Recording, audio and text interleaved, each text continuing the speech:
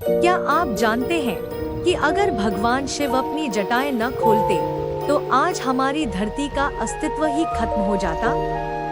जी हाँ, स्वर्ग से जब माँ गंगा का धरती पर अवतरण हुआ तो उनका वेग इतना भयंकर था कि पूरी पृथ्वी पाताल में समा सकती थी। आखिर राजा भगीरथ ने ऐसा क्या किया कि माँ गंगा को धरती पर आना पड़ा? और साल 2026 में गंगा दशहरा पर वो कौन से 10 काम हैं जो आपके जीवन के सारे पाप धो सकते हैं? चलिए जानते हैं आज के इस खास वीडियो में। यह दिन हमें याद दिलाता है कि कैसे राजा भगीरथ की अथक तपस्या के कारण माँ गंगा स्वर्ग से उतरकर धरती पर आई। साल 2026 में गंगा दशहरा 25 मई दिन सोमवार को मनाया जाएगा। गंगा दशहरा का त्योहार हर साल ज्येष्ठ माह के शुक्ल पक्ष की दशमी तिथि को मनाया जाता है। धार्मिक मान्यताओं के अनुसार इसी दिन आदिगंगा का पृथ्वी पर अवतरण हुआ था। साल 2026 में दशमी तिथि 25 मई को सुबह 4:30 बजे से शुरू होकर 26 मई को सुबह 5:10 बजे तक रहेगी। उदय तिथि के अनुसार मुख्य पर्व 25 मई को ही मनाया जाएगा। आइए जानते हैं इस पावन पर्व के पीछे की सबसे प्रसिद्ध पौराणिक कथा, शुभ मुहूर्त और इसका आध्यात्मिक महत्व। पौराणिक कथा, राजा भगीरथ की कठिन तपस्या और माँ गंगा का अवतरण। माँ गंगा का स्वर्ग से पृथ्वी पर आना कोई साधारण घटना नहीं थी। इसके पीछे इक्ष्वाकु वंश के राजा भगीरथ का दृढ़ संकल्प और अपने पूर्वजों के प्रति उनका कर्तव्य छिपा था। कथा की शुरुआत राजा सगर से होती है, जिन्होंने एक बार अश्वमेध यज्ञ का आयोजन किया था। इंद्रदेव ने यज्ञ को भंग करने के लिए यज्ञ का घोड़ा चुराकर महर्षि कपिल मुनि के आश्रम के पास बांध दिया। राजा सगर के 60,000 पुत्रों ने जब घोड़े को खोजते हुए महर्षि के आश्रम में देखा तो उन्होंने ऋषि पर चोरी का आरोप लगा दिया। इससे क्रोधित होकर कपिल मुनि ने जैसे ही अपनी आंखें खोली, उनके तेज से राजा सगर के सभी 60,000 पुत्र जलकर भस्म हो गए।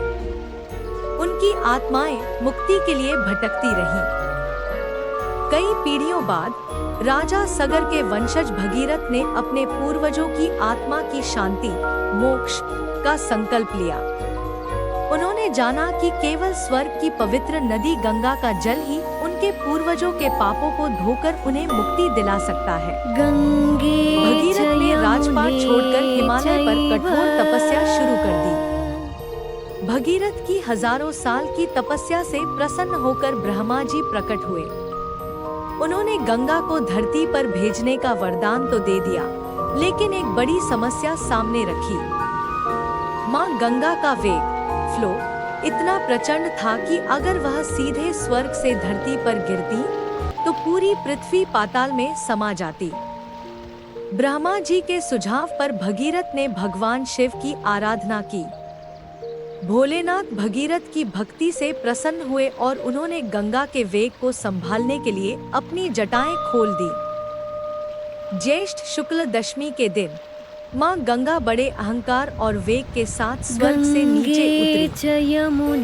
भगवान शिव ने उनके अहंकार को शांत करने के लिए उन्हें अपनी जटाओं में कैद कर लिया। गंगा कई दिनों तक शिव जी की जटाओं में ही भटकती रही।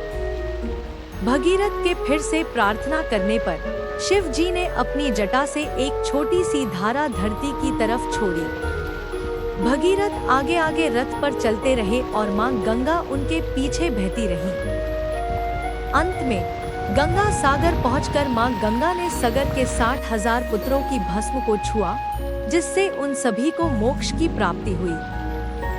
गंगा दशहरा का अर्थ है 10 पापों को हरने वाली। इस दिन गंगा स्नान करने से व्यक्ति के 3 प्रकार के शारीरिक, 4 वाचिक, वाणी के और 3 मानसिक पाप नष्ट हो जाते हैं। इस त्योहार में 10 फीट के अंक का विशेष महत्व माना गया है। 10 डुबकियां, इस दिन पवित्र नदी में 10 बार डुबकी लगाने का विधान है। 10 प्रकार का दान, जरूरतमंदों को 10 तरह की चीजें जैसे पानी, अनाज, फल, वस्त्र, छाता, पंखा आदि दान की जाती है। 10 दीपक। शाम के समय नदी के किनारे या घर के मंदिर में 10 दीपक जलाकर दीपदान पूजा की जाती है। तो दोस्तों, इस गंगा दशहरा पर मां गंगा का आशीर्वाद पाने के लिए घर पर गंगाजल का सम्मान करें और गरीबों की मदद जरूर करें। कमेंट्स में हर हर गंगे लिखना बिल्कुल न भूलें। अगर आपको यह जानकारी अच्छी लगी हो तो वीडियो को लाइक करें, अपने परिवार के साथ शेयर करें और ऐसी ही आध्यात्मिक जानकारियों के लिए हमारे चैनल को अभी सब्सक्राइब करें। मिलते हैं अगले वीडियो में